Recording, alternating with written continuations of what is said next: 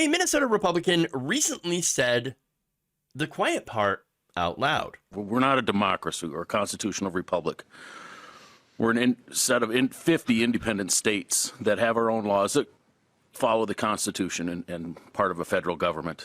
The national popular vote, I know some people say it strengthens each individual vote, but this brings us closer to a democracy, which, that's not a good thing.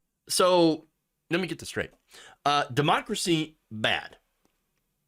People electing government, ugh. Can't let that happen. So look, I hear this a lot from right-wingers about, again, democracy. Oh, we're not actually a democracy. We're not a democracy. We're not a democracy. No. We're a constitutional republic. That's what it is. Yes, constitutional republic. Wait, according to our own government, the U.S. Citizenship and Immigration Services specifically, the United States is actually a representative democracy. You know what that means? It means our government elected by the citizens. Citizens vote for government officials. These officials are supposed to represent the citizens' ideas and concerns in government. Excuse me. So now, of course, that's not how it always worked. Things were different. And then later on, this country actually got more democratic. So now, it's funny because it got more democratic, and then lately it's becoming less democratic under Republicans. Now, look, the government right now, unfortunately, also suffers from another problem, and that's some oligarchical tendencies here. Corporate kleptocracy, even, you could call it, because right now, a lot of our elected officials actually represent corporate donors instead of their constituents. But that's a different conversation.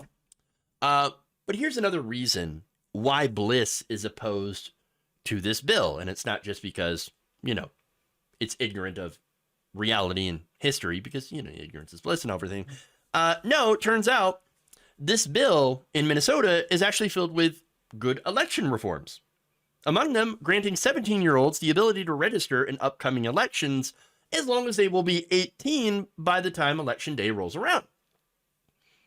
Well, that's nice. Another one would be instituting an automatic voter registration system. Hey, also wonderful. That sounds good. I like it. Why would you not like it? Oh, right. Now, Republicans also oppose signing Minnesota on to the National Popular Vote Interstate Compact. So what is that?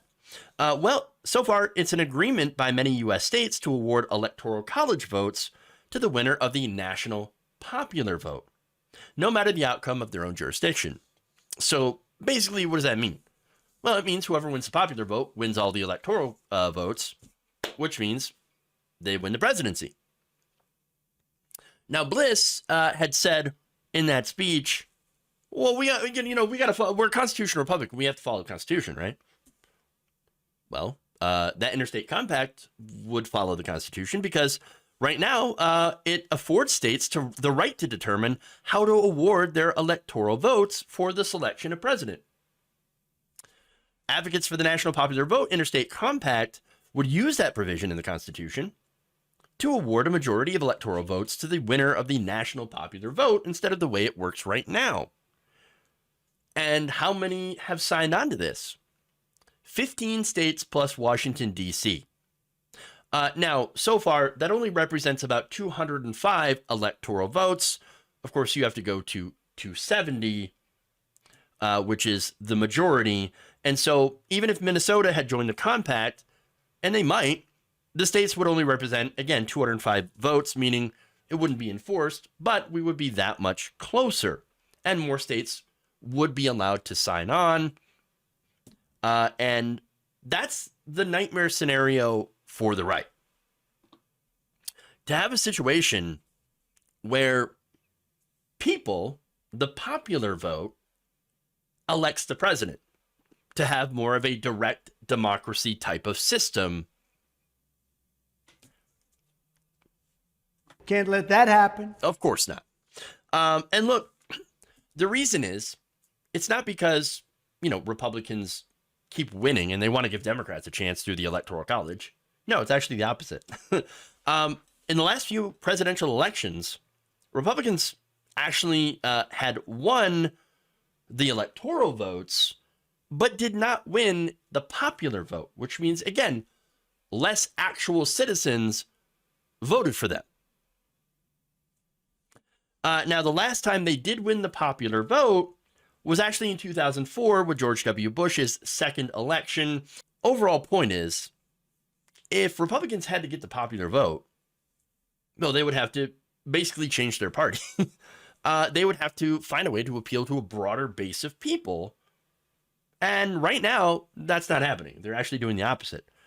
They're actually losing younger generations because they continue to fight the culture wars and also fight against anything that might help them improve the material conditions of Americans, of American workers specifically. Turns out if we did those things, that would upset their donors. So, of course, the right wing in that hypothetical system would never win elections. And they'll tell you that. I mean, that's their argument.